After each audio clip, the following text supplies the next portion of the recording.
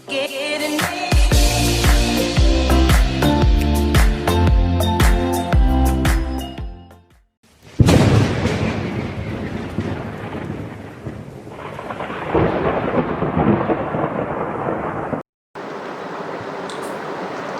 back students to the next topic where we are going to discuss about equipotential surface. तो काफ़ी easy lecture है ये. कुछ points आपको समझने कि भाई ये equipotential surface क्या होता है. What is equipotential surface? So I have already considered many points. You can note down all this point. Okay. For a given charge distribution, locus of all the points, the collection of all the points where electric potential is constant. ऐसे सारे points, locus मतलब क्या? Collection of all the points. Okay, जहां पे electric potential की value constant है, ऐसे surfaces को इक्विपोटेंशियल सरफेसेस बोलते हैं, इक्विपोटेंशियल रीजन बोलते हैं. ओके, तो इक्विपोटेंशियल सरफेस का मतलब ये है कि उस पे जितने भी पॉइंट्स हैं, उस सारे पॉइंट्स पे इलेक्ट्रिक पोटेंशियल की वैल्यू क्या है? कांस्टेंट है. नाम से ही पता चलता है इक्विपोटेंशियल, किसका मतलब इक्वल पोटेंशियल होना चाहिए. Okay, such equipotential can be surfaces, volumes, lines, कुछ भी हो सकता है. ओके, फॉर एग्जाम्पल एक पॉइंट चार्ज लेते हैं. ओके, अभी पॉइंट चार्ज आर डिस्टेंस पे जो पोटेंशियल बनाता है उसका फॉर्मूला ये, that is V is equal to 1/4 pi epsilon naught Q upon R. ये फॉर्मूला लगा के हम क्या कर सकते हैं? पोटेंशियल फाइंड कर सकते हैं. अभी सोचो R डिस्टेंस दूर ये भी पॉइंट है, R डिस्टेंस दूर ये भी पॉइंट है, R डिस्टेंस दूर ये भी पॉइंट है. तो ऐसे इनफाइनाइट पॉइंट्स मिलेंगे, और जब मैं इन सब पॉइंट्स को ज्वाइन करने वाला एक सरफेस बनाता हूं विच इज गारंटेडली अ स्फीयर, क्या बनेगा? एक स्फीयर बनेगा.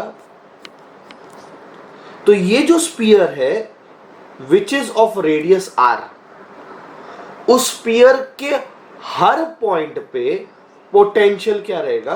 कांस्टेंट रहेगा. ओके, तो electric potential is same everywhere on that surface. ये पॉइंट समझ में आ रहा है? तो R डिस्टेंस पे जितने भी पॉइंट्स है, पॉइंट चार्ज कह रहा हूं ना, I am talking about point charge, strictly I am talking about point charge. तो पॉइंट चार्ज के अराउंड जितने भी पॉइंट्स हैं R डिस्टेंस पे, इन सबको जब मैं ज्वाइन करूंगा, इन सबको जब मैं कलेक्ट करूंगा तो एक स्फीयर बनेगा. और ये जो स्फीयर है इसको मैं क्या बोलूंगा? Equipotential surface. ओके, तो where R is same, the equipotential is, the potential is same and the equipotential surface are spherical surfaces. कौन से सरफेस बनेंगे? स्पेरिकल सरफेसेस बनेंगे. और चार्ज कहां पे रहेगा? सेंटर पे रहेगा. तो ऐसे तो इनफाइनाइट सरफेसेस बना सकते हैं. थोड़ा और एक डिस्टेंस R1 डिस्टेंस पे और एक स्फीयर बनेगा, थोड़ा उससे दूर एक डिस्टेंस पे और एक स्फीयर बनेगा. तो ऐसे इनफाइनाइट सरफेस हम ड्रॉ कर सकते हैं. जितना आप डिस्टेंस बढ़ाते जाओगे, ओके, उतनी पोटेंशियल की वैल्यू कम होगी. ये तो गारंटेड ले कि V inversely proportional to R है. फॉर्मूला से यहां पे दिख रहा है V is inversely proportional to R. तो as distance increases you will get smaller potential values. Okay, मतलब अगर बात करता हूं ये दो पॉइंट की, चलो सोचते हैं. ओके, ये मेरा एक पहला पोटेंशियल, ये जो पहला स्फीयर है, या फिर चलो मैं यहां पे ड्रॉ कर लेता हूं, ये एक चार्ज है और R1 डिस्टेंस पे मुझे ये स्फीयर बनते हुए दिख रहे हैं. ओके, रेडियस कितना है r1। तो ये स्फीयर मिला। ये कौन सा स्फीयर है? इक्विपोटेंशियल स्फीयर है। इस पे जितने भी पॉइंट्स है सब पे पोटेंशियल क्या रहेगा? सेम रहेगा, क्योंकि सब सेम डिस्टेंस पे है। और सोचो मैंने एक और इक्विपोटेंशियल स्फीयर लिया which is at a distance r2। ये डिस्टेंस कितना है? r2। तो इधर पोटेंशियल v1 है, तो यहां पे पोटेंशियल क्या रहेगा? v1 ही रहेगा, क्योंकि वही सरफेस है, इक्विपोटेंशियल सरफेस। यहां पे पोटेंशियल क्या रहेगा? v1 रहेगा। तो ये पूरे स्फीयर पे पोटेंशियल सेम रहने वाला है। पर अगर मैं इसकी बात करता हूं तो यहां पे पोटेंशियल क्या रहेगा? v2, बराबर है। And from this it is very clear कि v1 is greater than v2 since r1 is less than r2, क्योंकि रिलेशन क्या है? v is inversely proportional to r। तो जैसे जैसे आप पॉइंट चार्ज से दूर जाओगे पोटेंशियल क्या हो जाएगा? कम हो जाएगा। Okay, so larger the distance of r, small is the value of potential. I hope you understood this. इसके कुछ कैरेक्टरिस्टिक पढ़ते, बहुत इंपॉर्टेंट है कैरेक्टरिस्टिक समझना। ओके, अभी बच्चों potential difference between any two point in equipotential surface is zero. Let us consider एक equipotential surface. Okay, और ये अपना पॉइंट चार्ज यहां पे रख दिया, ठीक है। अभी मैंने ये जो पॉइंट चार्ज रखा है, तो इधर अगर पोटेंशियल v है तो इस पॉइंट पे पोटेंशियल कितना रहेगा? v रहेगा। इस पॉइंट पे भी पोटेंशियल कितना रहेगा? v रहेगा।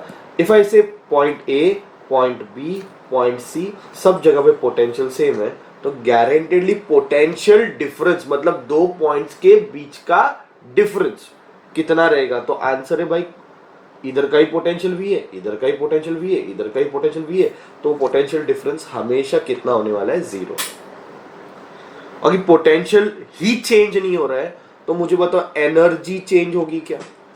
एनर्जी का फॉर्मूला क्या है? Q0V।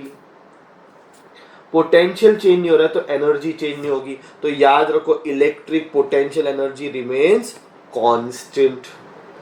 Electric potential energy change नहीं हो रही है। अभी सोचो मैं एक चार्ज को A पॉइंट से B पॉइंट पे लेके जा रहा हूं, तो अगर मैं A पॉइंट से B पॉइंट पे लेके जा रहा हूं तो guaranteedly no work is done. Guaranteedly no work is done. Why work is not done? Because potential तो सेम है ना, पोटेंशियल सेम है। गारंटेडली अगर दो पॉइंट्स जिसका पोटेंशियल सेम है तो no work is going to be done, क्योंकि पोटेंशियल डिफरेंस कितना होगा उनका? जीरो। तो इक्विपोटेंशियल सरफेस पे आप चार्ज को कितना भी घुमाओ वो वर्क नहीं करेगा। वर्क कभी करता है जब वो हाई इंफिनिटी से आता है, किसी ए पॉइंट से दूसरे पॉइंट पे आता है, पोटेंशियल डिफरेंस होगा तो ही वर्क होगा। अगर पोटेंशियल डिफरेंस ही जीरो है तो गारंटेडली वर्क डन भी कितना रहेगा? जीरो रहेगा। तो work done is going to be zero. तो 3 पॉइंट एकदम सिंपल याद रखो। पहले 3 पॉइंट याद रखना बहुत सिंपल है। सारे सरफेस पे पोटेंशियल सेम है तो पोटेंशियल डिफरेंस जीरो है। पोटेंशियल डिफरेंस जीरो तो वर्क जीरो है। और सारे सरफेस पे पोटेंशियल कांस्टेंट है तो एनर्जी भी क्या रहेगी? Constant. Okay, two equipotential surface they never intersect each other. दो सरफेस कभी इंटरसेक्ट नहीं होते। जैसे अपन ने पढ़ा लाइंस ऑफ फोर्स, दो लाइंस ऑफ फोर्स कभी इंटरसेक्ट नहीं होते, उसी तरह दो इक्विपोटेंशियल सरफेस भी कभी इंटरसेक्ट नहीं होते। अगर ऐसा हुआ तो वहां पे हमें दो पोटेंशियल, उस पॉइंट पे दो वैल्यूज मिलेंगे पोटेंशियल के, but is not possible. Okay, क्योंकि दो अलग सरफेसेस का दो अलग पोटेंशियल होगा। अगर मैं ये एक सरफेस ले रहा हूं और मैं कोई और एक सरफेस ले लिया, सोचो ऐसे, तो इसका जो पोटेंशियल लेटर से V1 है तो पूरे पॉइंट पे V1 ही होने वाला है और इसका पूरे पॉइंट पे V ही होने वाला है। तो जहां पे वो इंटरसेक्ट करेंगे वहां पे क्या रहेगा? V रहेगा तो V1 रहेगा। तो पॉसिबल ही नहीं। अगर ये दोनों इंटरसेक्ट हो गए फॉर एग्जांपल, तो एक पॉइंट पे दो V मिलेंगे, दो पोटेंशियल, जो कि प्रैक्टिकली पॉसिबल नहीं है। तो दो इक्विपोटेंशियल सरफेस कभी इंटरसेक्ट नहीं होते। सबसे इंपॉर्टेंट पॉइंट मैं बता रहा हूं, पॉइंट नंबर 5, कि इलेक्ट्रिक फील्ड जो है वो इक्विपोटेंशियल सरफेस को हमेशा परपेंडिकुलर होती है। मतलब इलेक्ट्रिक फील्ड जो है, इलेक्ट्रिक फील्ड ये हमेशा सरफेस को परपेंडिकुलर होती है। Electric field is always perpendicular to surface. चलो मतलब सोचो, अगर ऐसा इक्विपोटेंशियल सरफेस है तो इलेक्ट्रिक फील्ड इसमें क्या रहेगी, ऐसे परपेंडिकुलर रहेगी। Okay, it is going to be perpendicular. Why it is going to be perpendicular? Because work done is zero. Work का फॉर्मूला क्या है? Force into displacement. Simple way में फोर्स एक्टिंग ऑन चार्ज को electric field बोलते हैं। तो electric field मतलब किसको रिप्रेजेंट कर रहा है? फोर्स को। तो अगर सोचो एक चार्ज ऐसे यहां से यहां पे मूव हो रहा है, इस पॉइंट से इस पॉइंट तक, अगर चार्ज इस पॉइंट से इस पॉइंट तक मूव हो रहा है और कोई वर्क नहीं हो रहा है, देन गारंटेडली उस पे लगने वाला फोर्स डिस्प्लेसमेंट को क्या रहेगा? परपेंडिकुलर रहेगा। तो डिस्प्लेसमेंट तो सरफेस पे हो रहा है, तो सरफेस को फोर्स हमेशा क्या रहेगा? परपेंडिकुलर रहेगा। और कोई भी मेटालिक सरफेस ले लो, सपोज मैंने ये ऐसा मेटालिक सरफेस ले लिया, इसके ऊपर ऐसे चार्जेस डाल दिए, जहां पे एजेस होते हैं वहां पे ज्यादा चार्जेस रिसाइड होते हैं, यू नो दैट। जहां पे सरफेस एरिया ज्यादा है वहां पे कम चार्जेस रिसाइड होते हैं, ये चार्जेस का नेचर है। तो जहां पे सरफेस एरिया ज्यादा है वहां पे चार्जेस कम रहेंगे, यहाँ पे एज बने, जहां पे ऐसे टोक बने हुए एजेस, वहां पे चार्जेस ज्यादा रहेंगे। तो ऐसे चार्जेस आप देखोगे कि अनइवनली डिस्ट्रीब्यूट तो हुए क्योंकि उसका शेप अलग है, पर हर पॉइंट पे पोटेंशियल क्या रहेगा? सेम रहेगा। अगर ये कंडक्टर है, अगर ये मेटल का स्फीयर है, या सॉरी मेटल का सरफेस है, तो हर पॉइंट पे उसका पोटेंशियल सेम ही रहेगा। सपोज ये ए पॉइंट है और सपोज ये बी पॉइंट है, आप बोलोगे सर ए पॉइंट पे चार्जेस ज्यादा है, बी पॉइंट पे चार्जेस कम है, तो गारंटेडली ए पॉइंट पे पोटेंशियल ज्यादा रहेगा और बी पॉइंट पे पोटेंशियल कम रहेगा। ऐसा कुछ नहीं है, ऐसा कुछ नहीं है। पोटेंशियल हर पॉइंट पे सेम ही रहेगा। अगर ए पॉइंट पे पोटेंशियल ज्यादा होता और बी पॉइंट पे पोटेंशियल कम होता तो चार्ज फ्लो होते। Charges always flow from high potential to low potential. अगर एक कंडक्टर पे आप चार्जेस डाल रहे हो तो गारंटेडली वो इक्विपोटेंशियल सरफेस बन जाता है। चार्जेस एक बार जिस पोजीशन पे चले जाएंगे फिर वो मूव नहीं होंगे, और जहां पे पॉइंट है वहां पे ज्यादा चार्जेस रहेंगे, जहां पे एरिया ज्यादा, सरफेस एरिया ज्यादा है, वहां पे कम चार्जेस रहेंगे। और एक बार इक्विलिब्रियम अटेन किया मतलब क्या हो गया? इक्विलिब्रियम अटेन करने के बाद पोटेंशियल क्या हो जाएगा? सेम हो जाएगा। ठीक है बच्चों, एक सम करते हैं इसके ऊपर। Equipotential surface drawn around a point charge. Point charge के अराउंड इक्विपोटेंशियल सरफेस ऐसे ड्रॉ किए। ओके, ऐसे इक्विपोटेंशियल सरफेसेस ड्रॉ किए। हमें ये बताना है as we move away from the charge, जैसे ही चार्ज से आप दूर जाते हो, सपोज ये r1 रेडियस पे और ये r2 रेडियस पे, ठीक है। जैसे आप चार्जेस से दूर जाते हो तो spacing between the two sphere having a constant potential difference decreases, increases और रिमेन्स कांस्टेंट। ये फाइंड करना है। क्वेश्चन अच्छे से पढ़ो कि अभी अपन को पता है कि ये यहाँ पे पोटेंशियल V1 है, यहाँ पे चार्ज है आपका, बराबर है, यहाँ पे एक पॉइंट चार्ज है। इस पूरे स्फीयर पे पोटेंशियल क्या है? V1। इस पूरे स्फीयर पे पोटेंशियल क्या है? V2। इसी को हम बोलेंगे इक्विपोटेंशियल सरफेसेस। ये पूरे स्फीयर पे पोटेंशियल V1 है, ये पूरे स्फीयर पे पोटेंशियल V2 है, तो गारंटेडली मैं बोलूंगा V1 is greater than V2। अभी पोटेंशियल डिफरेंस का मतलब क्या है? V1 minus V2। ये पोटेंशियल डिफरेंस का मतलब हो गया कि भाई दो पॉइंट्स के पोटेंशियल हम माइनस करेंगे, potential difference.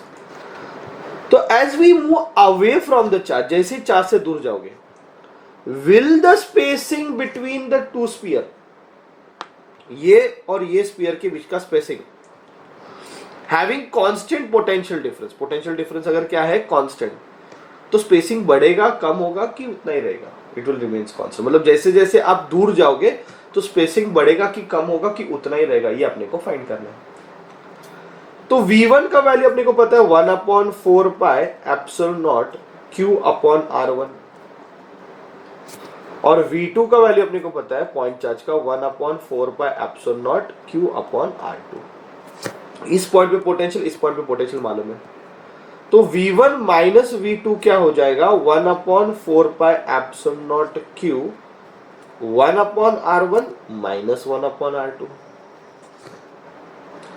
which can be written as V1 minus V2 is equal to 1/4πε0Q R2 minus R1 upon R1 R2. So what is R2 minus R1 is equal to, ये R2 minus R1 क्या है, spacing between the two sphere, दो spear के बीच में कितना space है, R2 minus R1, वो किसके बराबर हो जाएगा, V1 minus V2 4πε0 upon Q, okay, into R1 R2। अभी आप ठीक से देखो, ये सारे वैल्यू कांस्टेंट है, उसने सामने से बोला है having constant potential difference, potential difference क्या रहने वाला है, कांस्टेंट रहने वाला है, ओके। तो ये V1 माइनस V2 कांस्टेंट है, ये सारे ऑलरेडी कांस्टेंट है। तो R2 माइनस R1, ये spacing between the two sphere, it always depend upon the product of their radii, है ना। स्पेसिंग किसके ऊपर डिपेंड कर रहा है, उनके रेडिया पे डिपेंड कर रहा है। तो मुझे बताओ स्पेसिंग क्या होने वाला है, इंक्रीज होने वाला है, क्योंकि R1 और R2 की वैल्यू बढ़ती जाएगी। तो दो इक्विपोटेंशियल सरफेस, ओके, जिनका कांस्टेंट पोटेंशियल डिफरेंस है, उनमें स्पेसिंग बढ़ते ही जाएगा जितना आप दूर दूर चले जाओगे, okay. So that we have proved कि spacing between the two spheres increases as we move away from the charge. और ऐसा क्यों होता है, क्योंकि R1 और R2 की वैल्यू क्या हो रही है, इंक्रीज हो रही है। ठीक है बच्चों, तो that's it. I hope it is very easy concept, I have explained you slowly. अगर आपको नहीं समझा है तो आप एक बार वापस देखो, कमेंट सेक्शन में आप डाल सकते हो कुछ अगर डाउट रहेगा तो। Thank you very much.